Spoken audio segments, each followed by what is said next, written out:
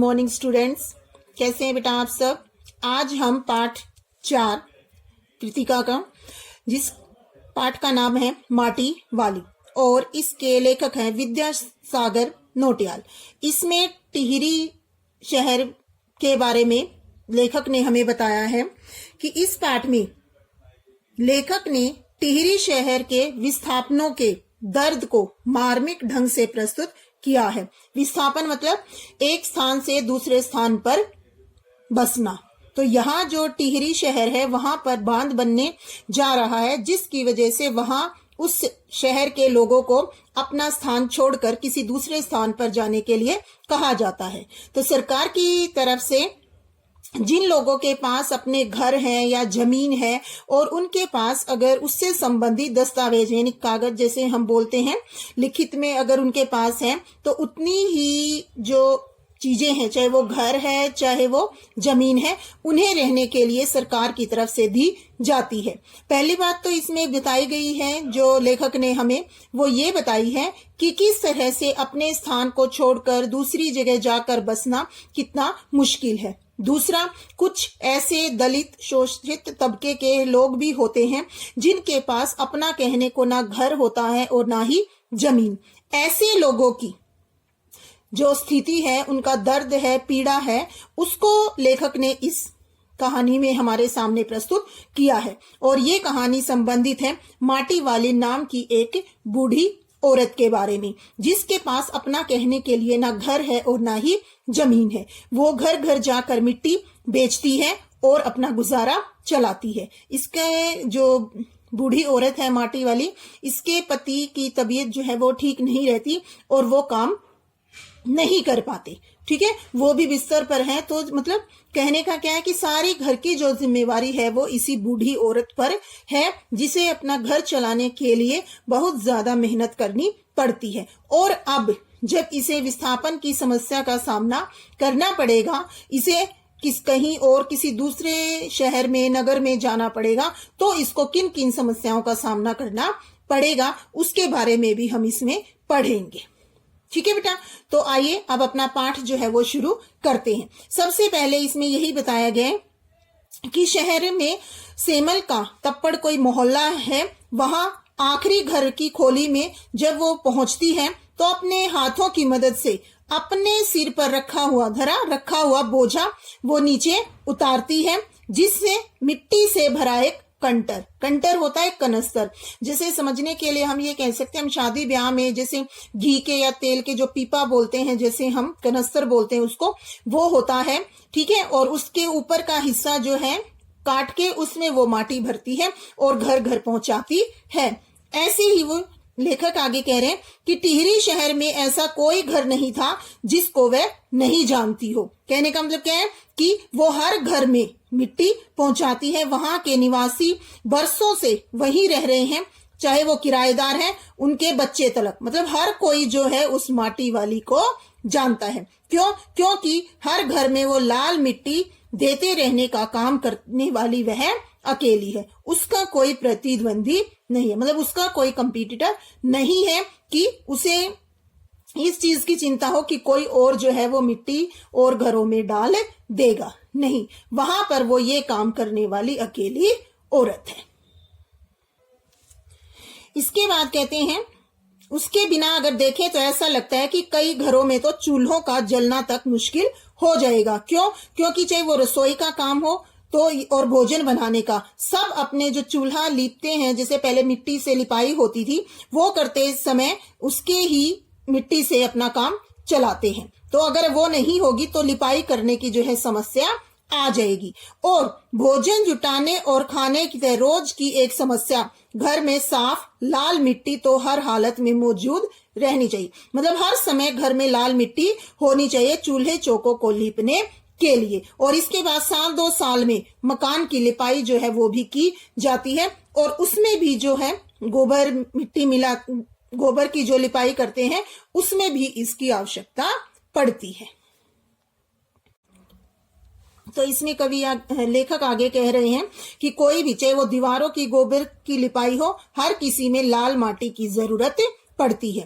कहते हैं शहर के अंदर कोई भी माटा खान नहीं है। माटा खान यानी जहां से वो मिट्टी लेकर आती है वो।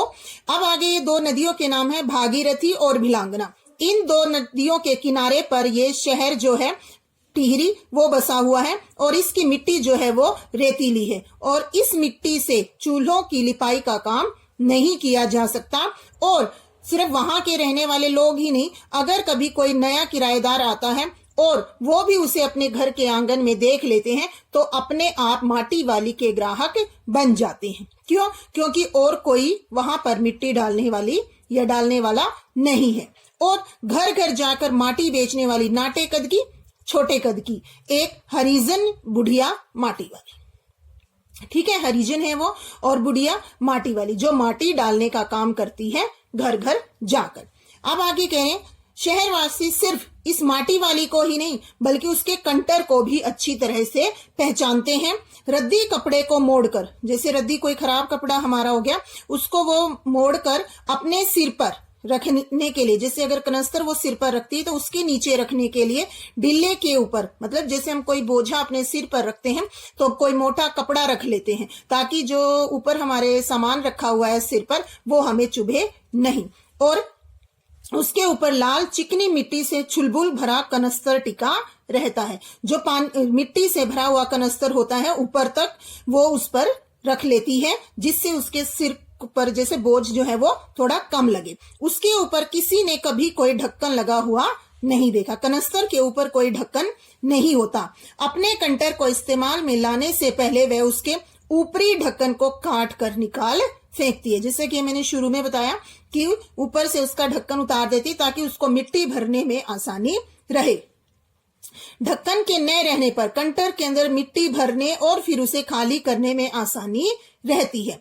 उसके कंटर को जमीन पर रखते रखते सामने के घर से 9-10 साल की एक छोटी लड़की कामिनी दौड़ती हुई वहां पहुंची और उसके सामने खड़ी हो गई। मतलब जिस घर में वो मिट्टी डाल रही थी वहां पर ही वो छोटी लड़की कामिनी आती है और उसके सामने आकर खड़ी हो जाती है। कहने का मतलब क्या है कि वो लड़की जो है वो उसको बुलाने के लिए आई है।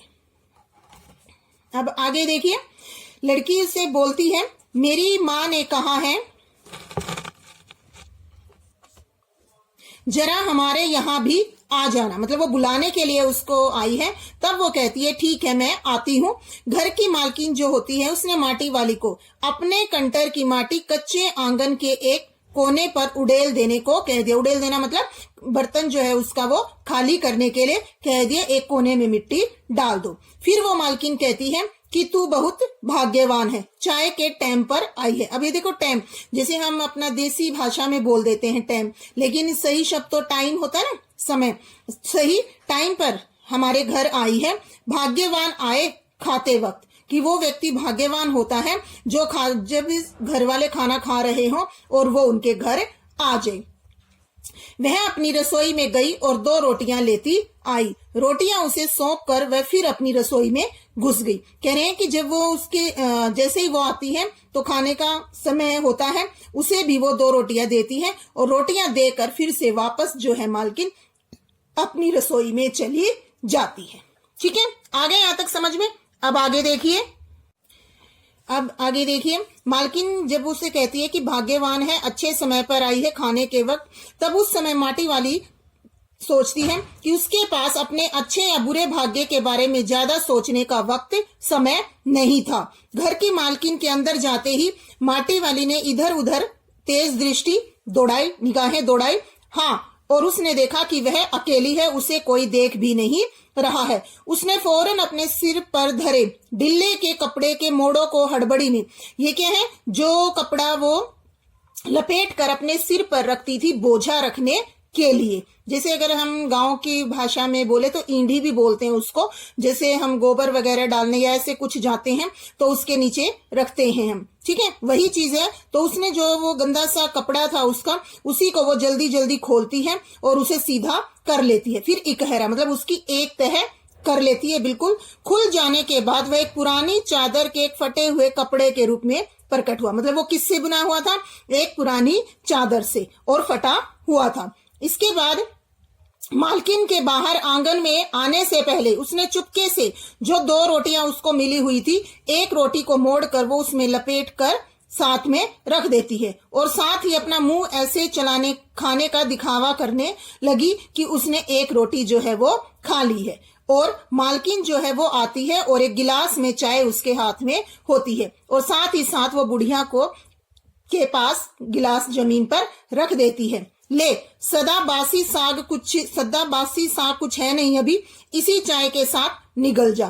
तो मतलब देखो, जैसे बोलने का तरीका जो है, ठीक है, वो सही नहीं है। कह रहे कि सदा कैसा भी बासी या सादा साग कुछ भी अभी घर में नहीं बना है, सिर्फ चाय है, इसी के साथ रोटी खा ले। फिर माटी वाली ने खुले कपड़े के एक छोरे से पूरी गोलाई में पकड़कर पीतल का वह गर्म गिलास हाथ में उठा लिया और जो मतलब उसका खुला हुआ वो कपड़ा था, उसी से, जैसे गर्म है पीतल का गिलास वैसे है, तो उसको वो हाथ में उठा लेती है कपड़े की सहायता से। फिर अपने होठों से गिलास के किनारे को छुआने से पहले शुरू में उसके अंदर रखी गर्म चाय को ठंडा करने के लिए, जैसे हम फूंक मारते हैं ना, लंबी लंबी फूंके वो मारती है और तब रोटी के टुकड़ों को चबाते हुए धीरे धीरे चाय सुड़कने लगी का मतलब क्या है, धीरे धीरे चाय को वो पीने लगी।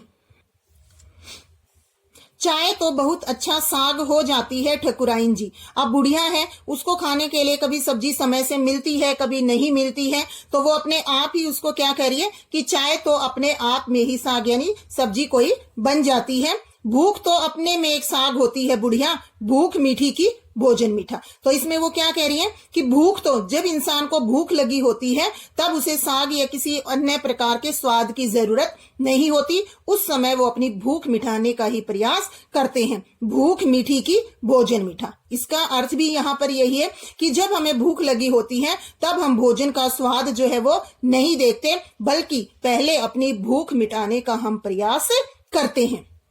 ये क्वेश्चन भी आता है, काफी इंपॉर्टेंट क्वेश्चन है ये, भूख मीठी की भोजन मीठा से क्या अभिप्राय है। तुमने अभी तक पीतल के गिलास संभाल कर रखे हैं, पूरे बाजार में और किसी घर में अब नहीं मिल सकते ये गिलास। अब इसमें पीतल के जो बर्तन होते हैं उनके बारे में वो बोल रही है कि पीतल के गिलास जो है अब धीरे धीरे कम हो गए हैं मिलने, लोग जो है अब पीतल के गिलासों में चाय या दूध वगैरह कम पीते हैं। अब वो कहती है इनके खरीदार, मालकिन कह रही है कि कई बार इनको खरीदने के लिए हमारे घर आए हैं, लेकिन पुरखों की गाढ़ी कमाई से, पुरखों यानी हमारे पूर्वज, जैसे वो अपने पूर्वजों के बारे में कह रही है कि मेरे पूर्वजों ने गाढ़ी कमाई, बहुत मेहनत से की कमाई से इनको हासिल किया होगा। मतलब बहुत मेहनत से पूर्वजों ने इन पीतल के बर्तनों को उस समय इकट्ठा किया होगा और अब इनको चीजों को हराम के भाव यानी एक तरह से बहुत कम दाव में बेचने को मेरा दिल गवाही नहीं देता। मतलब मेरे पूर्वजों ने इतनी मेहनत से की कमाई से इनको खरीदा होगा उस समय, और अब मैं इन्हें रद्दी के भाव बेच दूं तो इसके लिए मेरा दिल जो है वो गवाही नहीं देता। मतलब मेरा दिल नहीं मानता कि मैं इतने कम दाम में उनको बेच दूं। हमें क्या मालूम कैसी तंगी के दिनों में अपनी जीभ पर कोई स्वादिष्ट चटपटी चीज रखने के बजाय मन मसोस कर 2-2 पैसे जमा करते रहने। अब ये देखो, वो मालकिन क्या कह रही है कि हमें थोड़े ना मालूम है कि उस समय उन्होंने कैसी तंगी देखी होगी, ठीक है। कई बार अपनी जीभ पर कोई मतलब खाने के लिए अच्छी चीज चाहते होंगे, उनका भी मन करता होगा कोई चटपटी कोई अच्छी चीज खाने का, फिर भी उन्होंने अपने मन को समझाकर, अपने मन की न सुनकर 2-2 पैसे जमा किए होंगे। किसके लिए? इन पीतल के बर्तनों को खरीदने के लिए। तो यहाँ पर हमें पता चलता है कि मालकिन का अपने पुरखों के प्रति, अपने पूर्वजों के प्रति काफी आदर सम्मान है और उनकी मेहनत से खरीदी गई चीजों को वो इतने कम पैसों में बेचने के लिए तैयार नहीं है। कम क्या, वो बेचने के लिए ही यहाँ पर तैयार नहीं है कि 2-2 पैसे जमा करते रहने के बाद खरीदी होंगी उन्होंने ये तमाम चीजें। मतलब जो पीतल की चीजें हैं, बहुत मेहनत से पूर्वजों ने पैसे अपनी बहुत सारी इच्छाओं को मार कर इन चीजों को खरीदा होगा और अब इन्हें मैं इतने रद्दी के भाव बेच दूं तो ये जो सही बात नहीं है और ना ही मेरा दिल इस चीज के लिए मानता है। और अब कह रहे हैं कि जिनकी हमारे लोगों की नजरों में अब कोई कीमत नहीं रहेगी। अब लोग जो है इन चीजों की कोई वैल्यू नहीं करते हैं।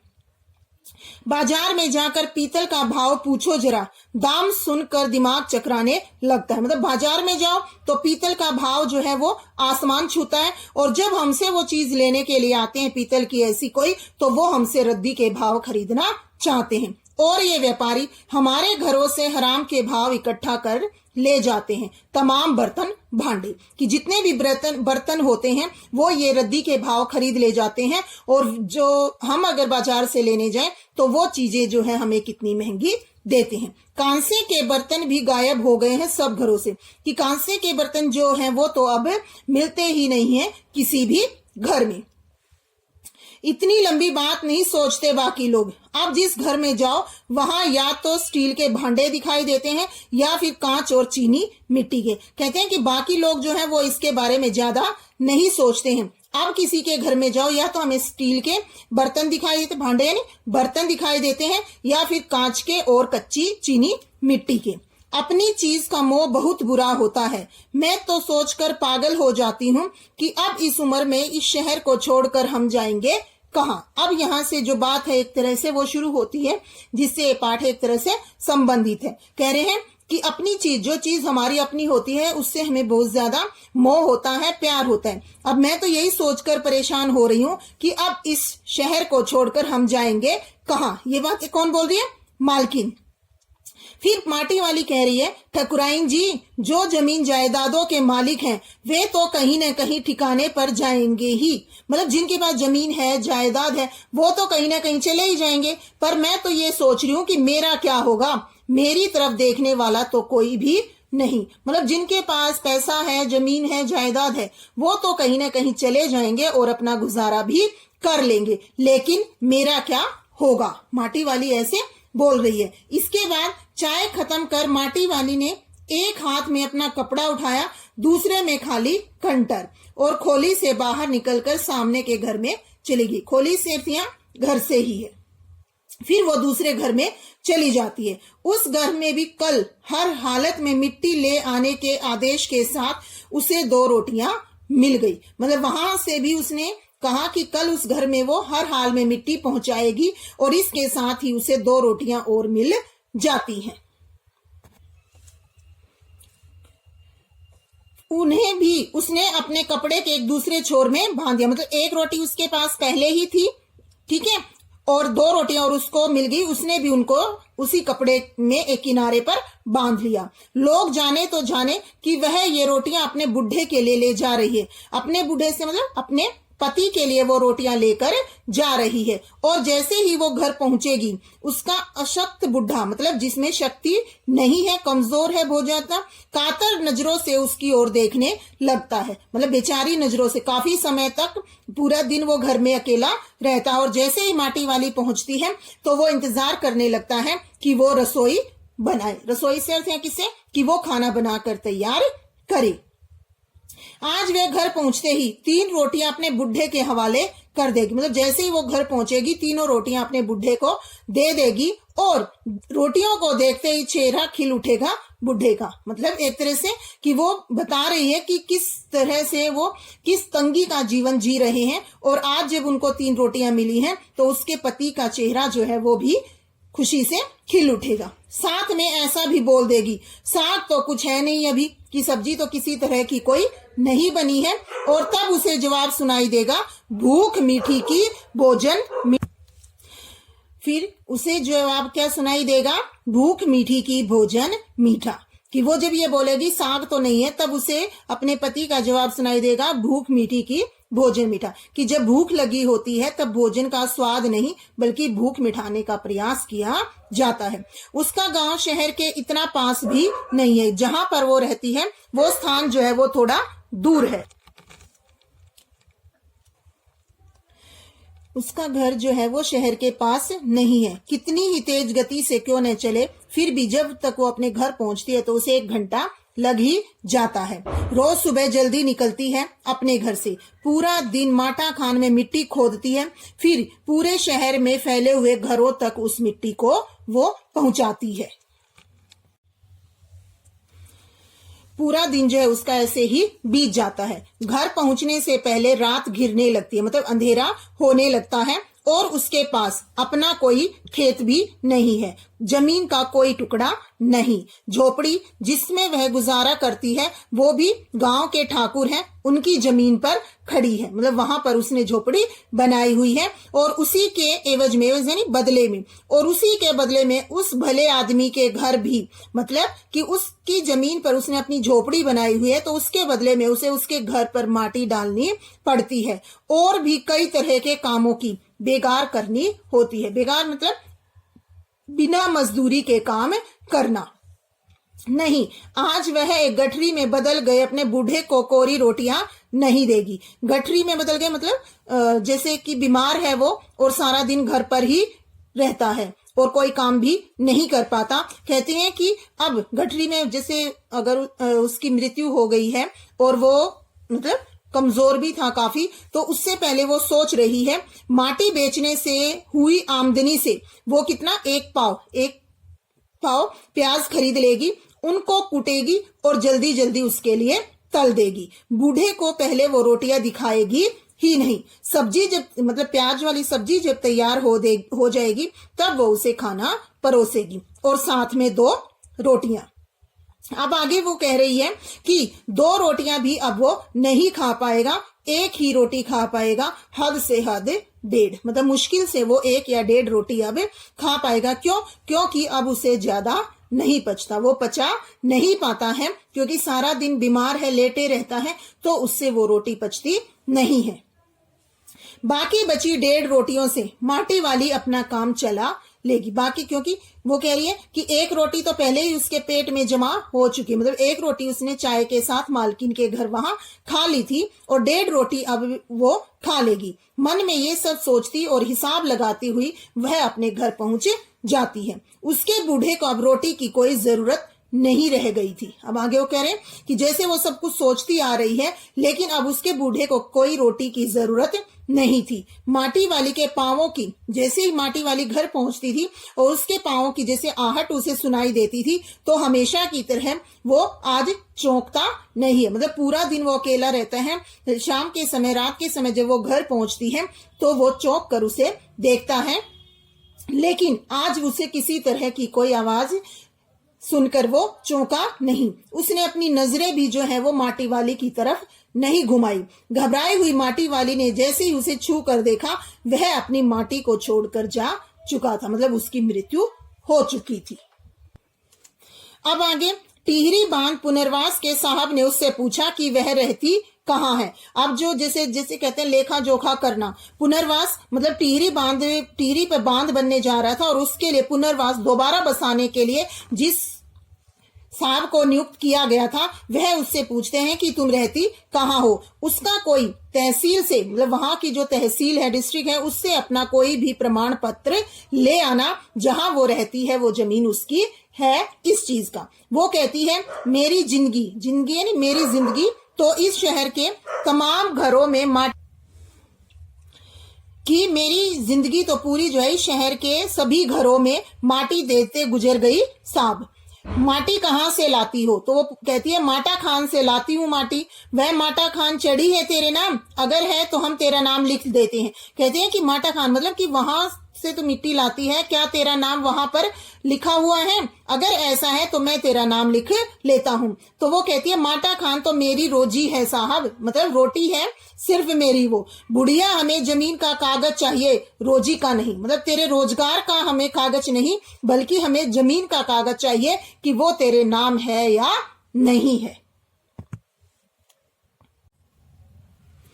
बांध बनने के बाद मैं क्या खाऊंगी साहब? वो कहती है कि ना तो जमीन है, कोई घर है तेरे पास, ना कोई जमीन है। तो फिर वो कहती है कि अब जब यहाँ बांध बन जाएगा तो उसके बाद मैं क्या खाऊंगी साहब, मतलब मेरा क्या होगा? इस बात का फैसला तो हम नहीं कर सकते, वह बात तो तुझे खुद ही तय करनी पड़ेगी। मतलब इस बारे में हम में से कोई भी कुछ नहीं कर सकता, ये तो तुझे खुद ही तय करना पड़ेगा कि तू क्या खाएगी या क्या काम करेगी या फिर कहाँ जाएगी। टिहरी बांध की 2 सुरंगों को बंद कर दिया गया है। जो टिहरी बांध शहर था, उस बांध था, उस पर उसकी दोनों सुरंगें थी उनको बंद कर दिया गया। और जैसे ही वो सुरंगें बंद हुई तो शहर में क्या भरने लगा? पानी भरने लगा। शहर में आपाधापी मच गई, मतलब शहर में पानी भरते ही लोग जो है वो इधर उधर भागना शुरू हो गए। शहरवासी जो है अपने घरों को छोड़कर वहां से भागने लगे हैं। पानी भर जाने से सबसे पहले कुल शमशान घाट डूब गए हैं। मतलब जो भी सारे शमशान घाट थे उधर जो बने हुए थे, जैसे ही पानी शहर में भरता है तो सबसे पहले क्या है, शमशान घाट डूब गया। माटी वाली अपनी झोपड़ी के बाहर बैठी है, जैसे इस तस्वीर में दिखाया भी गया है। ये माटी वाली जो है अपनी झोपड़ी के बाहर बैठी हुई है। गांव के हर आने जाने वाले से एक ही बात कहती है जा रही है, गरीब आदमी का शमशान नहीं उजड़ना चाहिए। इसका मतलब क्या है कि जैसे हम कहते हैं कि अगर किसी की मृत्यु हो जाती है, चाहे वो अमीर हो चाहे गरीब हो, कैसा भी व्यक्ति क्यों न हो, उसे शमशान घाट में जगह जरूर मिलती है। लेकिन यहाँ पर भी माटी वाली को स्थान नहीं मिला। उसके पति की मृत्यु हो गई है और उसी समय जो है शहर में पानी भर जाता है और सबसे पहले उसमें शमशान घाट डूब जाते हैं। उसके पति का अंतिम संस्कार करने के लिए उसे शमशान में भी जगह नहीं मिली। इसीलिए माटी वाली कहती है कि गरीब आदमी का तो जीवन ही ऐसा होता है कि रोज उन्हें मर मर कर जीना पड़ता है, लेकिन उसके पति को तो शमशान घाट में भी जगह नहीं मिली। इसीलिए वो ये बात कहती है कि गरीब आदमी का शमशान नहीं उजड़ना चाहिए। ठीक है बेटा, ये यहाँ पर हमारा पाठ जो है वो खत्म होता है। उम्मीद है कि आपको ये पाठ समझ में आया होगा, और फिर भी अगर आपको कोई दिक्कत है, कोई परेशानी है तो आप मेरे से पूछ सकते हैं। तो इसमें मुख्य रूप से जो हमने पढ़ा पाठ में, वो हमने यही पढ़ा विस्थापन की समस्या। विस्थापन, दोबारा किसी को स्थापित करना, बसाना। तो जिनके पास जमीन जायदाद घर वगैरह थे, कागज थे उनके पास, उनको तो फिर भी सरकार की तरफ से रहने के लिए मिल गया। लेकिन इस तरह के जो दलित, शोषित और पीड़ित लोग हैं, जिनके पास ना जमीन है और ना ही कोई ऐसा घर है जिसका कागज उनके पास हो, ऐसे लोगों को किन किन समस्याओं का सामना करना पड़ता है। अगर ये कहीं और जाति भी है तो इसको वहां पर कोई धीरे से पहचानेगा नहीं, इसको वहां पर माटा खान जैसी जगह मिलेगी या नहीं मिलेगी, तो इसका गुजारा कैसे होगा। इस तरह की काफी समस्याएं जो हैं वो हमें इस पाठ में देखने को मिलती हैं, और यही सबसे मुख्य समस्या है विस्थापन की समस्या, जिस पर लेखक जो है हमारा ध्यान आकर्षित करना चाहते हैं कि अपने घर को, अपने स्थान को छोड़कर किसी दूसरी जगह जाने पर लोगों को किस किस तरह की परेशानियां होती हैं, वो हमारे सामने प्रस्तुत की हैं। और सबसे मुश्किल ऐसे लोगों की जिनका अपना कहने के लिए कुछ भी नहीं होता। ठीक है, तो उम्मीद है आपको समझ में आया होगा बेटा। Thank you, have a nice day, take care, bye bye.